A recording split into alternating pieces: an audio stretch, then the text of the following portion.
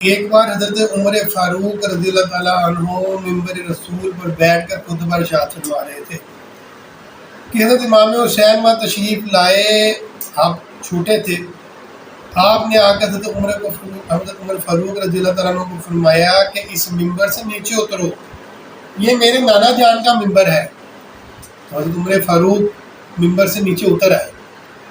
آپ نے نیچے اتر کر فرمایا، حضرت امام حسین نے حضرت عمر فاروق سے فرمایا